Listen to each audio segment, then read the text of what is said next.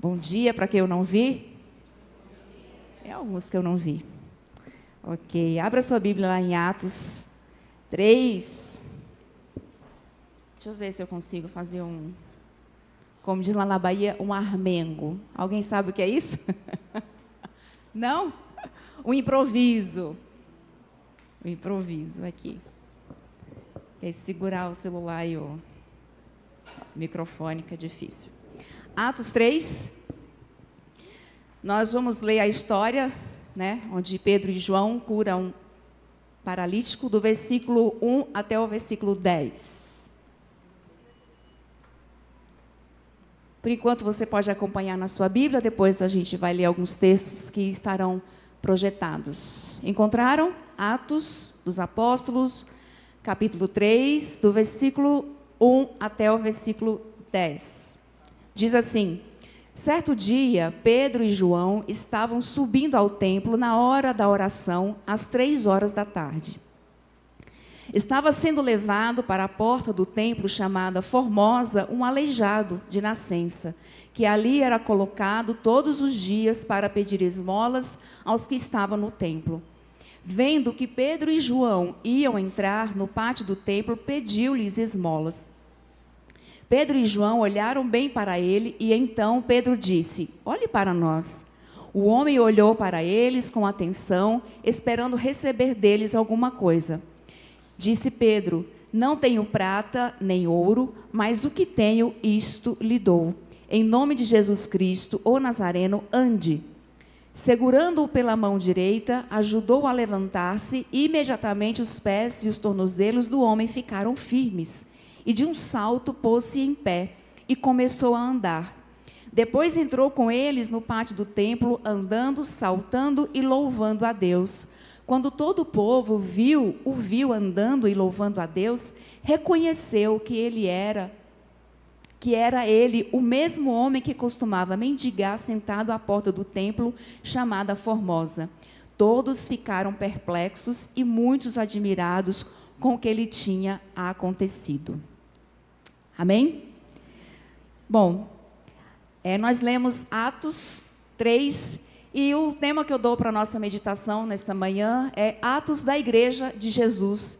Eu vou também ler alguns textos no decorrer do livro de Atos, que traz um pouco mais de informação sobre a atitude, os comportamentos, né, da Igreja de Jesus, né, os seus atos nesse início do ministério. E ao ler esse capítulo, espera só um pouquinho, deixa eu tirar o desliga a tela aqui, senão me desconcentra. Pronto. Podia ter feito isso antes, né? E ao ler esse capítulo, do versículo 1, principalmente esse episódio especificamente, algumas coisas me chamaram a atenção. E a primeira delas, em relação à igreja de Jesus, dos atos da igreja de Jesus, é que essa é uma igreja e nós devemos ser a igreja que mantém uma vida e rotina de oração em comunidade. Não só a igreja naquele momento, mas nós também como igreja, os nossos atos, um deles deve ser manter uma vida de rotina e oração em comunidade. Não apenas o nosso individual, claro, o nosso individual é importante, mas também em comunidade. No versículo 1 diz assim: certo dia, Pedro e João estavam subindo ao templo na hora da oração, às 3 horas da tarde. Lembrando que era costume do judeu orar 3 vezes por dia. Então, imaginamos que eles oravam de manhã, à tarde, no final da tarde ou no início da noite. Tinham os horários específicos, hábitos, né, que hoje eles mantêm, principalmente o pessoal islâmicos. Eles mantêm essa rotina, esse costume de orar 3 vezes por dia. E ele não perdeu esse hábito. A igreja, inicialmente, não deixou esse hábito da oração. Só que eles não oravam da mesma maneira. Eles se reuniam no templo, no pátio do templo, para a sua oração.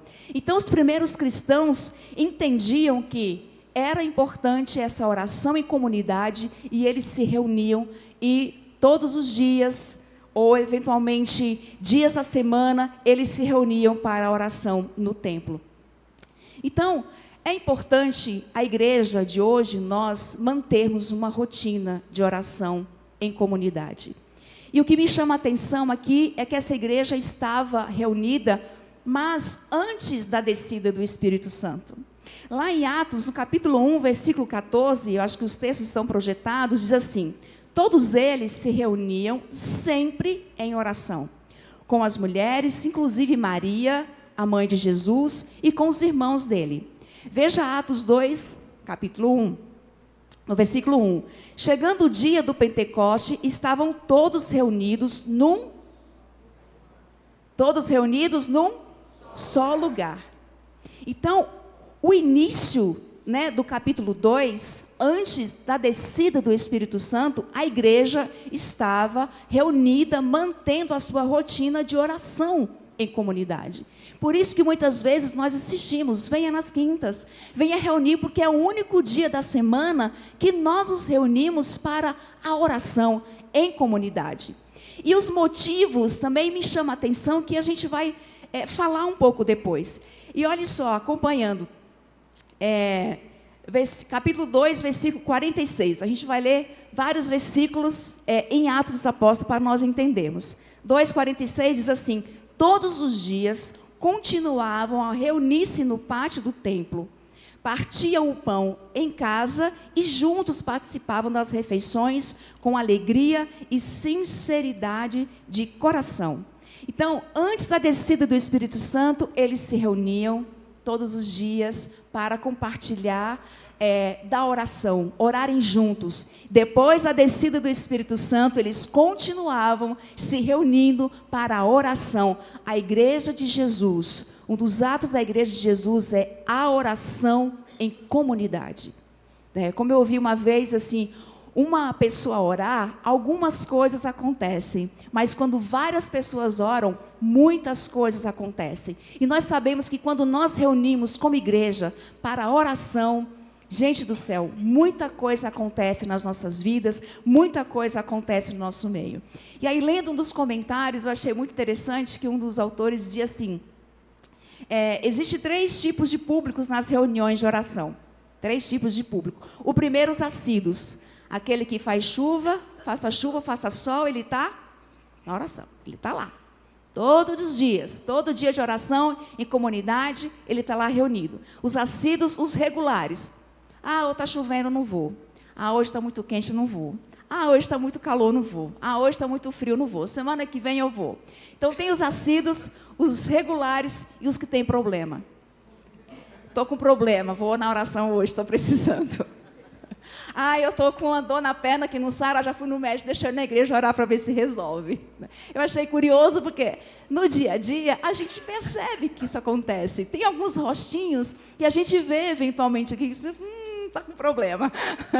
Veio na quinta de oração, está com problema. Juro, não vou pensar, eu pensei isso agora, mas não vou pensar se você vier na quinta, tá bom?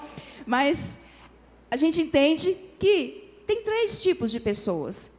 E ok, e está tudo bem, mas porque é o Espírito Santo que age nas nossas vidas, mas também nós entendemos a necessidade de, como corpo de Cristo, nos firmarmos e nos comprometermos com a oração.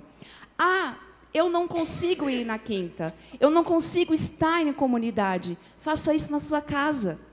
Reúne sua família uma vez por semana. Aliás, você é a igreja de Jesus onde você está, amém? Amém? Amém. Você é a igreja de Jesus onde você está. Ita, mas os meus parentes não são cristãos, só eu sou crente. Ok, peça a Deus sabedoria. Uma vez por semana, no momento de refeição, agradeça, ore.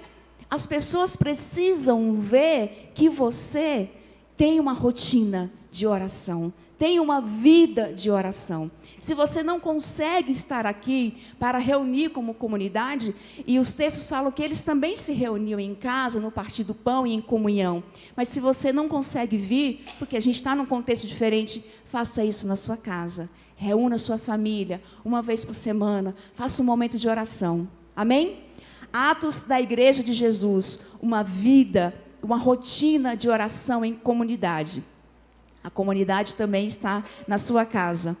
Em segundo lugar, os atos da igreja de Jesus, essa igreja de Jesus, e nós devemos ser uma igreja que compartilha tudo que tem.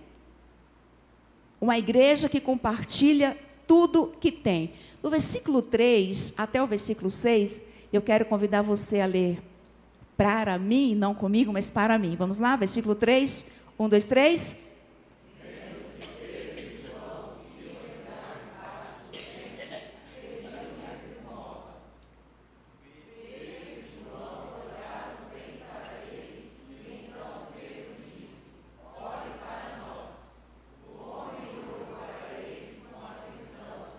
Esperando receber deles, disse Pedro: não tenho prata nem ouro, mas o que tenho, isso lhe dou.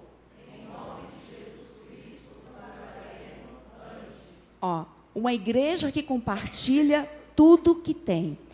Lá, a partir do capítulo 4, vai mostrar como a igreja compartilhava os seus bens para os necessitados. Então vamos ver, 4, versículo 34, diz assim, o texto está projetado: não havia pessoas necessitadas entre eles, pois os que possuíam terras ou coisas os vendiam, traziam o dinheiro da venda. Versículo 35, e o colocavam aos pés dos apóstolos, que o distribuíam segundo a necessidade de cada um. Então, essa igreja, ela foi tão despertada pelo poder de Deus, pelo poder do Espírito, que ela não conseguia, ver pessoas passando necessidade. Mas não somente isso. Também foi uma igreja que compartilhava o poder de Jesus. Gente, o papel da igreja não é ser assistencialista. Nós não devemos ser uma igreja assistencialista. Nós devemos ajudar os necessitados, ajudar, sim, pessoas que precisam, suas dificuldades, e esta comunidade faz isso, e nós temos certeza disso. Nós ajudamos as pessoas, damos cestas para quem precisa, ajudamos numa conta, numa coisa ou outra, ajudamos, mas o nosso papel é compartilhar tudo o que nós temos. E o que nós temos que o governo não tem? O poder de Jesus. O que nós temos que o governo não tem, o prefeito, ninguém tem, o poder de Jesus. Só a igreja tem o poder de Jesus. E nós, como igreja, devemos compartilhar tudo que nós temos. E aí Pedro e João chegam para o paralítico, que está sentado na beira da porta, e falam assim: olhe para nós. Se eu fosse Pedro, eu falasse assim: olha a minha cara de pobretão. Eu tenho cara de que tem alguma coisa, de que tem prata, de quem tem ouro para dar para você. Olhe para mim.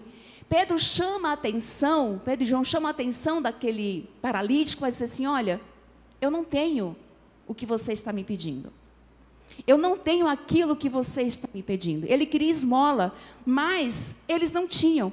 E isso é um ponto de atenção para nós. Isso é um ponto de atenção para nós. Qual é o ponto de atenção? Que a gente precisa diferenciar o que a pessoa quer e do que eu posso oferecer a ela. Sim ou não? Nós precisamos diferenciar o que a pessoa quer e o que nós podemos oferecer para ela. Porque, de repente, eu não consigo oferecer aquilo que ela quer. Você não precisa se matar. Você não precisa dar aquilo que você não tem ou que você não consegue ter. E foi exatamente isso que Pedro percebeu. Olha, eu não posso te dar o que você está pedindo, mas eu posso te dar outra coisa.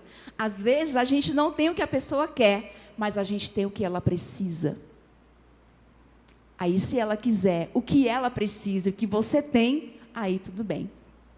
E nesse momento, Pedro olha para ele, Pedro e João, e diz: olhe bem para nós. E ele olhou, esperando receber alguma coisa. Eu imagino que várias pessoas tinham passado por ali, passavam, com certeza, porque todos os dias ele era levado a essa porta do templo, e certamente as pessoas não conversavam com ele, só jogava ali umas moedinhas, alguma coisa, e não prestava atenção. E aí talvez por isso ele ficou olhando, disse assim: o que esses caras querem? Será que eles vão me dar uma assistência vitalícia até eu morrer? Nunca mais vou precisar voltar nesse lugar? E Pedro e João conversam com essa pessoa. E aí no capítulo 4, versículo 22, fala que: pois o homem que fora curado milagrosamente tinha mais de 40 anos de idade. 40 anos, e ninguém conseguiu fazer nada do que ele queria. E ninguém conseguia ajudar aquele homem. E no versículo 2 diz que ele estava sentado no templo, na porta chamada Formosa. Ele estava sentado no templo chamada Porta Formosa. Provavelmente era a porta mais bonita do templo. Mas não adianta, se o templo é formoso e se as pessoas continuam na miséria espiritual. Não adianta os templos bonitos, muito enfeitados, muito organizados, com uma boa arquitetura, se as pessoas continuam na sua pobreza espiritual, na pobreza espiritual. Então, nesse momento, Pedro e João não olham para a necessidade financeira daquela pessoa, até porque eles não conseguiam naquele momento oferecer. Mas ele olha para a pobreza espiritual e diz: isso aqui eu consigo te oferecer.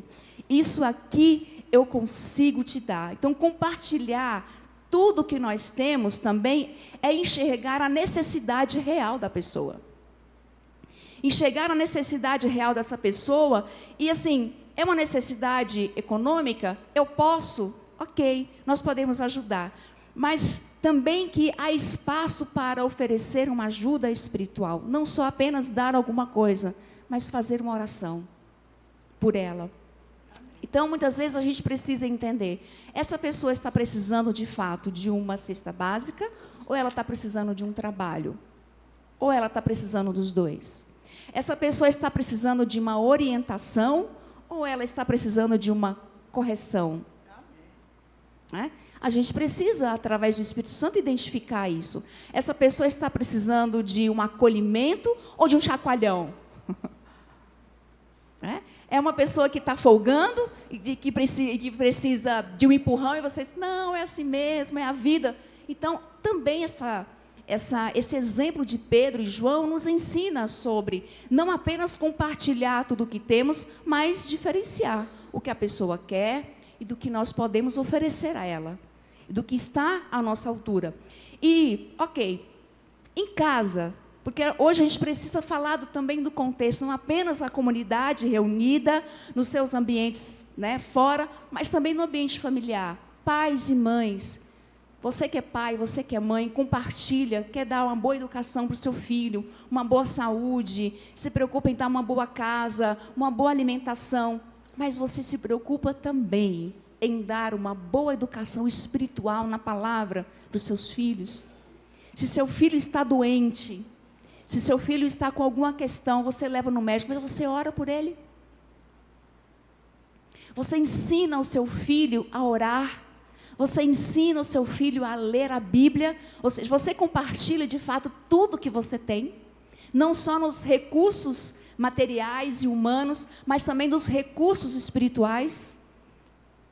Essa também é uma responsabilidade nossa como igreja. Não só do pai ou da mãe biológica, mas também nós como igreja, com os nossos irmãos, com os nossos amigos, as pessoas com quem nós convivemos, de ajudar naquilo que ela precisa, mas também naquilo que nós temos, recursos espirituais. Amém? Então, os atos da igreja de Jesus é uma igreja que se mantém na rotina de oração, em comunidade, como igreja reunida, mas também compartilha tudo o que ela tem, não apenas na assistência social, mas também na assistência espiritual. Se nós não fizermos isso, ninguém vai fazer. Se a igreja de Jesus não fazer assistência espiritual, não orar, não evangelizar, não ensinar as pessoas a palavra de Deus, ninguém vai fazer isso. A assistência social, outras pessoas podem fazer. Mas a vida espiritual cabe a nós fazer. Amém? Em terceiro lugar, atos da igreja de Jesus. A igreja de Jesus, ela vive na autoridade de Jesus. No versículo 6, Pedro diz assim: não tenho prata nem ouro, mas o que tenho, isto lhe dou. Em nome de Jesus Cristo, o Nazareno, ande. Segurando-o pela mão direita, ajudou a levantar-se, e imediatamente os pés e os tornozelos do homem ficaram firmes. De um salto ele pôs-se de pé. Aí aqui algumas coisas também me chamaram a atenção. a igreja que vive na autoridade de Jesus, e aí eu comecei a ler. Eu li praticamente Atos inteiro, só para fazer esse ponto, para tentar entender. E aí, o que me chamou a atenção é que eu não posso dizer com firmeza que a maioria, porque eu não li assim minuciosamente o livro de Atos, mas a maioria dos milagres aconteceram fora do templo, fora das reuniões de oração, fora do culto.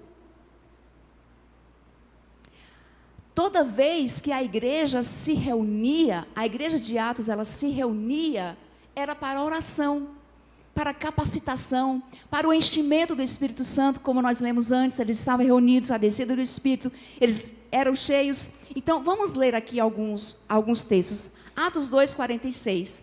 Todos os dias, continuavam a reunir-se no pátio do templo, partia o pão, nós já lemos esse texto lá no ponto 1, mas a gente reforça.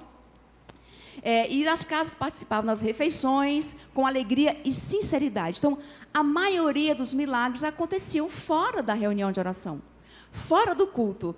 Atos 4:31.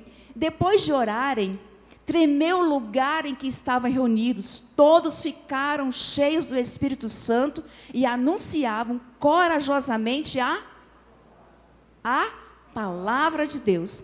Atos 13, versículo 2. Enquanto adoravam o Senhor e jejuavam, disse o Espírito Santo: separem-me Barnabé e Saulo para a obra que os tenho chamado.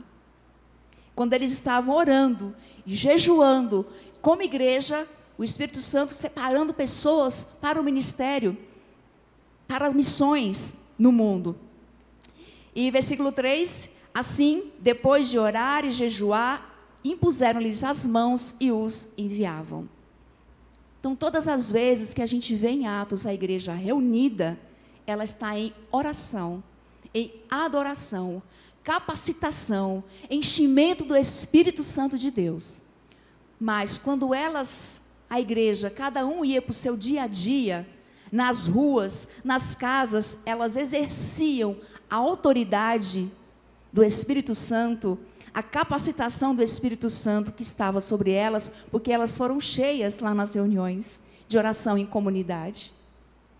Então é mais ou menos assim, se você precisa rodar com o seu carro, você vai aonde? Se o tanque está vazio, onde você vai? No posto. E você enche o seu tanque. Ninguém vai no posto de gasolina encher o tanque para deixar o carro na garagem parado. Ou vai? Você vai gastar dinheiro à toa. Mas você vai no posto, enche o seu tanque de combustível e sai para rodar. E você queima combustível. Entrou na reserva, você volta. Nós precisamos desses momentos de oração para nos encher, sermos capacitados. Ok. Se nós devemos viver na autoridade de Jesus, nós como igreja nos reunimos em oração e capacitação. E no nosso dia a dia, veja o que acontece. Pedro e João estavam indo para o culto. Pedro e João estavam indo para a reunião de oração. E na porta, encontrou uma pessoa doente. E eles começaram a orar. E aí vamos ler mais alguns textos. Atos 3:11 diz assim: apegando-se o mendigo a Pedro e João, todo o povo ficou maravilhado e correu até eles, ao lugar chamado Pórtico de Salomão. Atos 4, versículo 4. Vou ler alguns textos para a gente entender. Estão comigo? Bom dia aí? Então tá bom. Atos 4:4. Mas muitos dos que tinham ouvido a mensagem creram, chegando o número dos homens que creram a perto de 5.000. Ok. Atos 5:12. Os apóstolos realizavam muitos sinais e maravilhas no meio do povo, nas ruas, nas vizinhanças, nas vilas. Ok? Todos os que creram costumavam reunir-se no Pórtico de Salomão. Aí as pessoas que criam vinham para onde? Para o templo. Eles iam, proclamavam, e as pessoas que criam vinham para o templo. Atos 5:15. De modo que o povo também levava os doentes às ruas e os colocavam em camas e macas para que pelo menos a sombra de Pedro se projetasse sobre alguns enquanto eles passavam. capítulo 8, versículo 5. Indo Filipe para uma cidade de Samaria, ali lhes anunciava Cristo. Versículo 6, capítulo 8. Quando a multidão ouviu Filipe e viu os sinais milagrosos que ele realizava, deu unânime atenção ao que ele dizia. Versículo 7, vamos ler juntos? 1, 2, 3. Os espíritos imundos saíam de muitos, dando gritos, e muitos paralíticos e mancos foram curados. Versículo 8. Assim, houve grande alegria naquela cidade. E se a gente continuar lendo Atos dos Apóstolos, muitos milagres, curas vão acontecendo.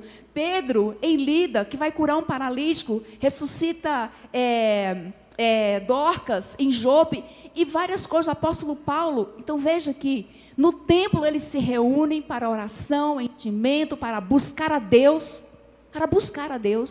Eles não se reuniam para um assunto em comum, para uma campanha, porque eu estou doente, eu vou. Eles iam porque eles queriam ser cheios de Deus, ser cheios do Espírito Santo de Deus. E quando eles iam para as suas vidas diárias, seu trabalho, seus exercícios, seus estudos, eles exerciam a autoridade de Jesus que estava sobre eles. Amém? E aí, o que nos chama a atenção também, quando a gente lê lá em Marcos, está projetado, está aí? Marcos 16, 15? Olha só, é um texto que nós também conhecemos, o famoso texto da grande comissão. Vamos lá, Atos 16, 15. E disse-lhes Jesus, falando para os discípulos: vão pelo mundo todo, e pregue o evangelho a todas as pessoas. Quem crer e for batizado será salvo, mas quem não crer será condenado. Versículo 17. Estes sinais acompanharão os que crerem. 2 pontinhos. Estes sinais acompanharão os que crerem. Quais sinais? Em meu nome expulsarão demônios, falarão novas línguas, pegarão em serpentes, e se beberem algum veneno mortal, não lhes fará mal algum. Imporão as mãos sobre os doentes, e estes ficarão curados. Estes sinais seguirão os que crerem. Gente, não é o carro que corre atrás da poeira. É a poeira que vai atrás do carro. Não é o crente que vai atrás do milagre.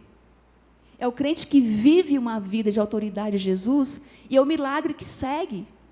O milagre vai acontecendo de forma natural e às vezes de forma despretensiosa. Falei certo? Falei certo? Falei, né? Tá bom. As coisas vão acontecendo naturalmente.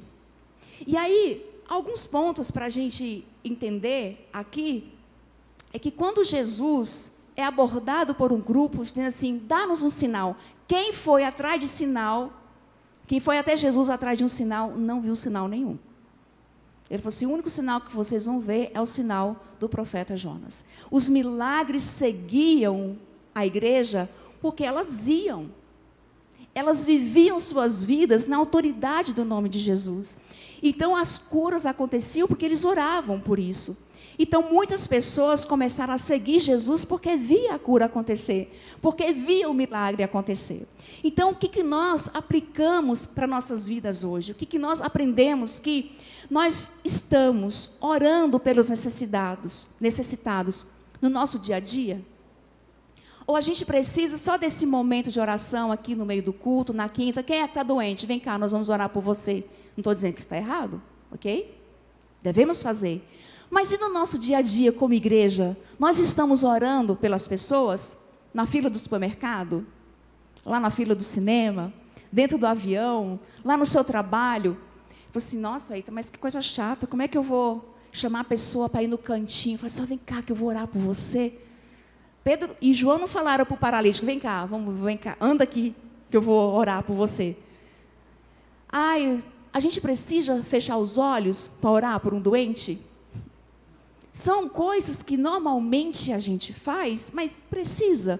A gente precisa começar uma oração, ó Senhor, Santo Deus, o Pai, celestial, maravilhoso, Criador do céu e da terra, magnífico, soberano, que os anjos digam amém, os anjos adoram o teu nome, e aí faz uma oração de exaltação, estamos aqui, Senhor, para orar por essa pessoa doente. Você faz todo um... Ele diz, o que eu tenho, isso te dou, levante e ande. levante e ande. O que aconteceu? O paralítico levantou e andou. Uma oração simples. Gente, não existe oração forte. Porque o nome de Jesus é poderoso. Não é a nossa oração que é forte. Não é a minha, não é a sua oração que é forte. Então, não tem oração forte, oração fraca. Porque a oração feita no nome de Jesus, ela é poderosa, porque o nome dele é poderoso. Amém? E não precisa ser longa, não precisa ser uma oração bonita. Também não existe oração bonita e oração feia. Oração é oração. Amém? E se nós fazermos essa oração objetiva e simples pelas pessoas, as coisas vão acontecer. Nós precisamos, como igreja, exercer essa autoridade no nome de Jesus.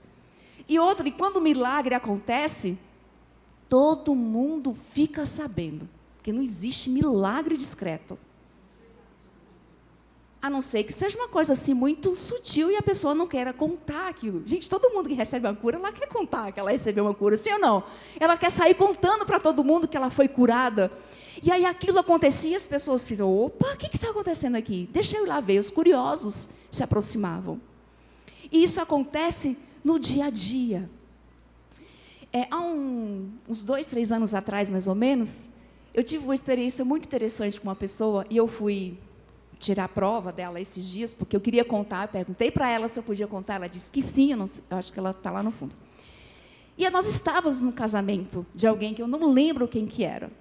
E ela, no final do casamento, a gente conversando, ela chegou para mim e falou assim, Ita, eu estou com uma dor no meu pé, eu vou ter que amputar o meu dedo, porque o médico acha que é câncer no osso.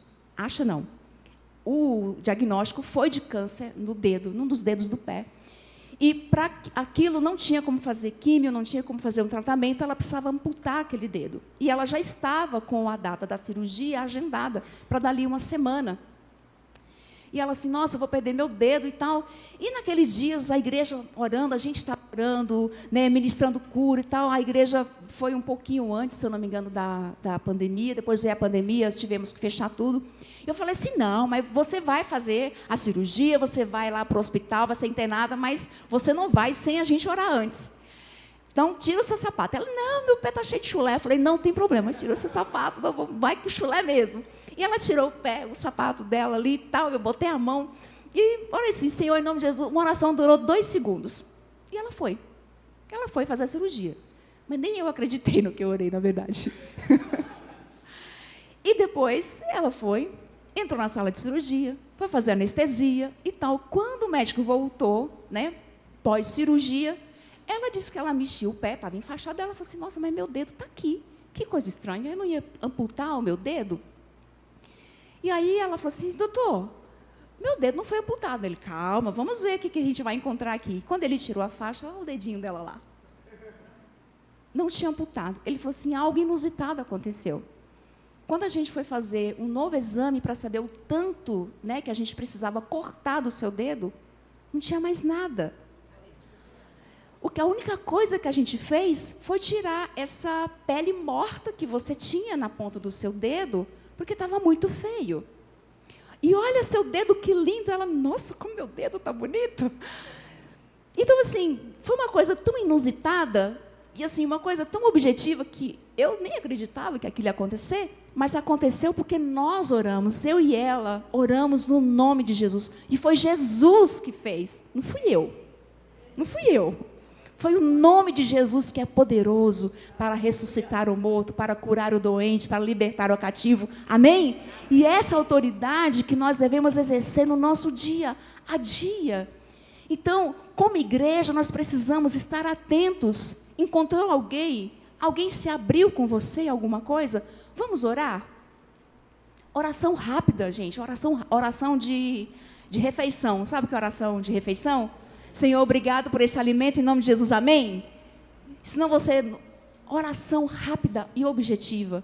Na verdade, os apóstolos, Jesus, quando ia ministrar a cura, suas orações eram objetivas, diretas, nem o olho fechava, era ali mesmo, o olhão aberto, ó, pá, porque é o nome de Jesus. Então, os milagres aconteciam naquele momento, porque a igreja ia. a igreja fazia. A igreja cumpria o ID de Jesus e os sinais seguiam. Os sinais iam acontecendo. Então, não é a gente que vai correr atrás do milagre, dos sinais. São sinais que vão correr atrás da gente, amém? Sabe por quê? Porque o milagre não é o evangelho de Jesus. Muitas pessoas foram curadas, mas não seguiram Jesus. Hoje, muitas pessoas são curadas, mas não vivem uma vida em Jesus. E aí a gente entende a continuidade desse texto, dos Atos dos Apóstolos. Não só a rotina de oração em comunidade, não só compartilhar tudo o que tinham, viver uma vida de autoridade no nome de Jesus. Você tem Jesus na sua vida. Isso não deve trazer em nós um sentimento de arrogância. É diferente. Ser arrogante, ter autoridade, são coisas diferentes. Mas você ter ousadia de orar por alguém. Orar pelo seu filho, pelo seu cônjuge, orar por um amigo, orar por um colega de trabalho, orar por alguém que está do seu lado, que compartilha. Ore uma oração objetiva. Senhor, em nome de Jesus, eu repreendo essa enfermidade. Ponto. Mas essa igreja também, um dos atos, é que essa igreja faz do milagre, em quarto lugar, faz do milagre a oportunidade para pregar Jesus.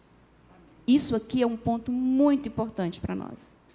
A igreja de Jesus faz do milagre a oportunidade para pregar Jesus. E aí o restante do capítulo é a fala de Pedro, do versículo 9 até o versículo 26, é a fala de Pedro, porque as pessoas ficaram curiosas, tinham os curiosos, as pessoas ficaram surpresas com o que tinha acontecido, espantadas, e iam ver de perto o que tinha acontecido. Falaram assim, gente, o povo é curioso, né? É claro que eu ia ver o que tinha acontecido, se eu estivesse lá.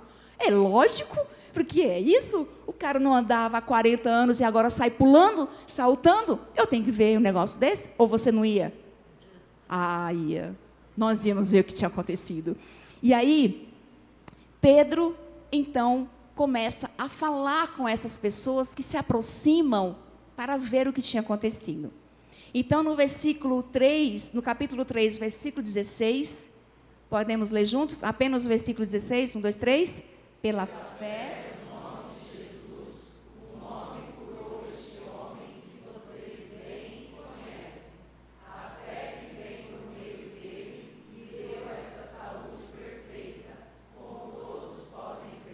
Olha que interessante, nós vamos continuar lendo vários textos para provar, que a gente gosta de mostrar na Bíblia o que está acontecendo. Quando as pessoas se aproximam, nossa, Pedro, João, o que vocês fizeram? Eu falei assim, não sei, eu orei, só falei, anda, e a pessoa saiu andando? O que está acontecendo comigo? Não, Pedro diz, pela fé no nome de Jesus. O nome de Jesus curou este homem que vocês veem e conhecem. Aí no versículo 19, Pedro não perde a oportunidade. Arrependam-se, pois, e voltem-se para Deus, para que seus pecados sejam perdoados. Capítulo 3, versículo 11. Apegando-se o mendigo a Pedro e João, todo o povo ficou maravilhado e correu para eles ao lugar chamado Pórtico de Salomão. Capítulo 4, versículo 4. Mas muitos os que tinham ouvido a mensagem creram, chegando o número dos homens que creram de até 5.000 homens. Todas as vezes que o milagre acontecia, as pessoas se aproximavam, eles pregavam Jesus. Então, todo o restante do capítulo, a gente vê Pedro proclamando Jesus. Arrependam-se, eu não fiz nada, foi Jesus quem fez. Então, o milagre acontecia e eles não perdiam a oportunidade para falar, foi Jesus, foi Jesus, foi Jesus, foi Jesus, vocês precisam se arrepender. E olha, que curioso. As pessoas se aproximavam e eles não perguntavam, quem está doente aí? Nós vamos orar por você também. A gente vê isso na mensagem de Pedro, de Paulo, de Filipe. Arrependam-se, e é só chegar, arrependam-se. O Jesus que fez isso, quer que você se converta aos seus pecados. Ele consegue oferecer muito mais do que um milagre, ele consegue te oferecer salvação. Amém? Então nós devemos aproveitar as oportunidades para falar de Jesus, para proclamar a Jesus.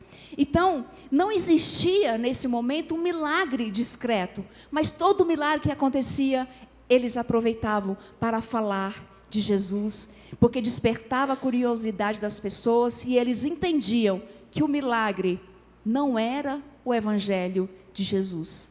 Que se aquelas pessoas estavam ali, é porque elas precisavam ouvir de Jesus. Elas precisavam receber Jesus, não a cura ou qualquer coisa, mas acima de tudo receber Jesus. E Jesus ia operar, e Jesus ia guiar, Jesus ia transformar, Jesus ia libertar a vida dessas pessoas. Amém?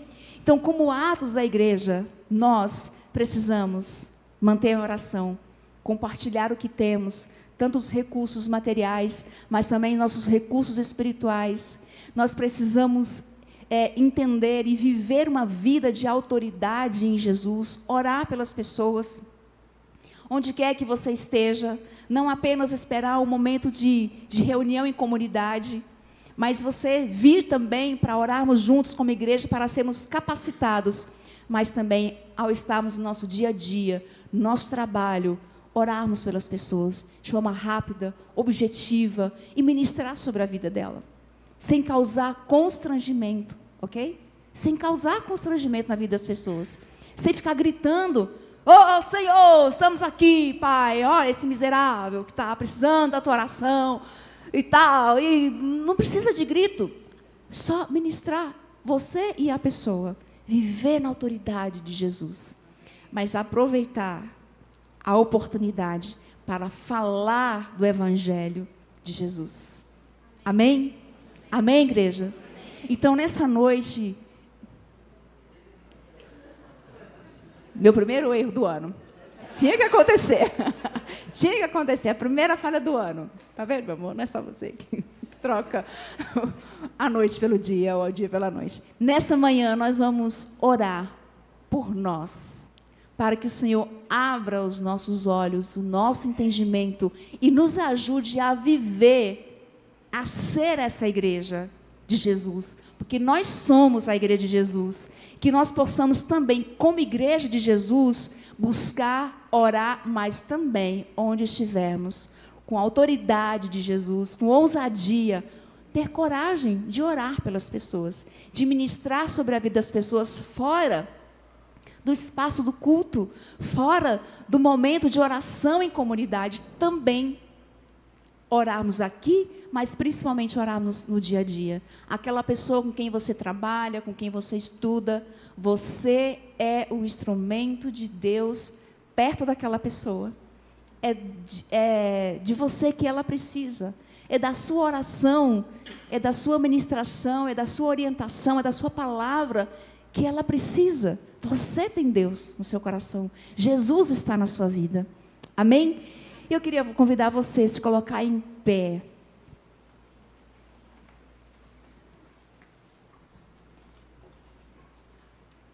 Queria que você pegasse na mão da pessoa que está do seu lado. Nós não vamos orar por cura.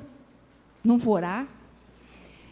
E eu esqueci de falar uma coisa que é interessante, que a gente não precisa ter dom de cura para orar por cura. Amém? Porque quem cura não é o dom. Quem cura é Jesus. Amém? Quem cura é Jesus. A gente não precisa ter o dom de libertação para ministrar libertação na vida das pessoas. Porque quem liberta é Jesus. É o evangelho de Jesus.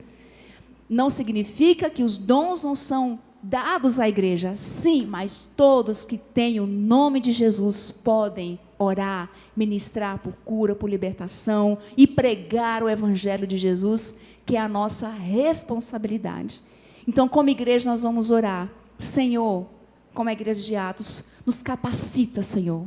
Nos dê a ousadia do Teu Espírito Santo. Me ajuda, Senhor, como Tua igreja, a estar ministrando a Tua palavra às pessoas que precisam, às pessoas que estão perto de mim. Vamos levantar nossas vozes e vamos clamar ao Senhor Jesus. Amém? Levante a sua voz, ore a Deus, ore pela pessoa que está do seu lado. Vamos juntos, como essa igreja, orar pelo Espírito Santo, o enchimento de Deus nas nossas vidas. Deus, nós estamos reunidos aqui nesta manhã, Senhor, como igreja do Senhor, em adoração, em exaltação, em culto ao Senhor, porque nós entendemos que precisamos da Tua presença nas nossas vidas, nós entendemos que precisamos do poder do Senhor nas nossas vidas. Deus, em nome de Jesus, Espírito Santo de Deus, nos dê ousadia, Senhor. Nos dê ousadia no Espírito Santo, Pai, a começar de mim, Senhor. Eis aqui a minha vida.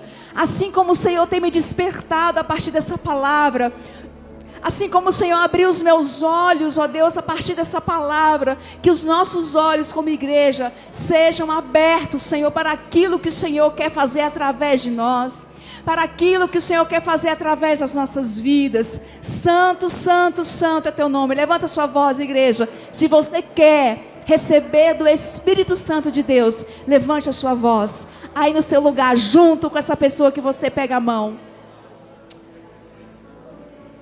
Santo é teu nome, Jesus. Espírito Santo de Deus. Espírito Santo de Deus. Espírito Santo de Deus. Pode continuar orando. Busca o Senhor. Faz, Espírito Santo, aquilo que só o Senhor pode fazer nas nossas vidas. Eis-nos aqui, Senhor. Eis-nos aqui, Senhor. Nós queremos o Senhor nas nossas vidas. Nós queremos o Senhor nas nossas vidas. Santo, santo, santo, santo é teu nome. Eis aqui nossas mãos. Você pode repetir comigo essa oração? Senhor, eis aqui minhas mãos. Eis aqui os meus lábios. Que eu possa orar, ministrar, no poder do nome de Jesus. Que o Senhor seja glorificado, exaltado, honrado e conhecido através da minha vida, através das minhas mãos, através dos meus lábios, através das minhas palavras, através dos meus olhos, através das minhas atitudes. Que pessoas te conheçam, que pessoas recebam Jesus através da minha vida, em nome de Jesus. Amém. Amém. Nós somos a igreja de Jesus. O milagre não é para trazer apenas um bem-estar físico, emocional, mas também para glorificar o nome de Jesus, para que Ele seja conhecido. Amém? Que você tenha uma semana no poder do nome de Jesus. Amém? Deus abençoe. Amém.